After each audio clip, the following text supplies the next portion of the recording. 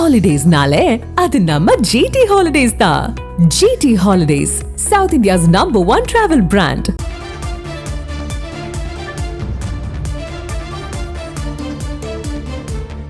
புதுச்சேரியில் தமிழக வெற்றிக் கழகம் சார்பில் பொதுக்கூட்டம் நடத்த அனுமதி கேட்டிருந்த நிலையில் 500 பேருக்கு மட்டுமே அனுமதி என்ற நிபந்தனையுடன் தற்பொழுது வழங்கப்பட்டிருக்கிறது.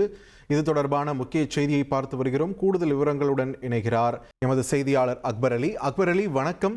இப்போ என்னென்ன காரணங்கள் முன்வைத்து, என்னென்ன நிபந்தனைகள் முன்வைத்து இந்த அனுமதியானது வழங்கப்பட்டிருக்கிறது? விரிவான தகவலை பதிவு பண்ணுங்க. வணக்கம். புதுச்சேரியில் கடந்த 5ஆம் தேதி தாவேகா தலைவர் விஜய் ரோட் ஷோ நடத்த திட்டமிட்டிருந்தார்.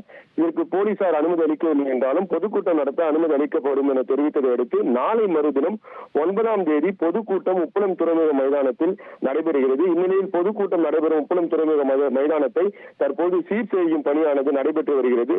இந்நிலையில் காவல்துறை அதிகாரப்பூர்வ கட்டுப்பாட்டு நெறிமுறைகளை வெளியிட்டுள்ளது. அதன்படி சட்டம் ஒழுங்கு காவல்துறை முதுநிலை கண்காணிப்பாளர் கலைவாணன் வெளியிட்டுள்ள அறிக்கையில் பொதுக்கூட்டத்தில் பங்கேற்க புதுச்சேரி வாழ் மக்களுக்கு மட்டுமே அனுமதி அளிக்க வேண்டும். தமிழகம் மற்றும் அண்டை மாநிலத்தவருக்கு அனுமதி மறுக்கப்பட்டுள்ளது. மேலும் 5000 பேருக்கு வழங்கப்படும் அனுமதி பாஸ் முற்றிலும் புதுச்சேரியை சார்ந்தவர்களுக்கு வழங்க வேண்டும் எனவும், மேலும் பாண்டி மெரினா பழைய துறைமுக வளாகம் மற்றும் இந்திரா காந்தி விளையாட்டு மைதானம் பின்புறம் வாகனங்களை நிறுத்துவதற்கும் பார்க்கிங் வசதி ஏற்பாடு செய்யப்பட்டுள்ளது. கூட்டத்திற்கு 5000 பேர் மட்டுமே அனுமதிக்க வேண்டும். கர்ப்பிணி பெண்கள், குழந்தைகள், முதியவர்கள் கூட்டத்திற்கு வர அனுமதி மறுக்கப்பட்டுள்ளது. மேலும் QR கோடு முறையில் அனுமதிக்கப்படுவார்கள். 5000 பேரை 10 கேபின்களாக பிரித்து ஒரு கேபினுக்கு 500 பேர் வீதம் 5000 பேர் அமர வைக்க வேண்டும். அதாவது அமர வைக்க வேண்டும் என்றால் அதாவது நாற்காலிகள் கிடையாது. இது ரோட் ஷோ போன்று விஜய் பிரச்சார வேலையில் பேசுவார்.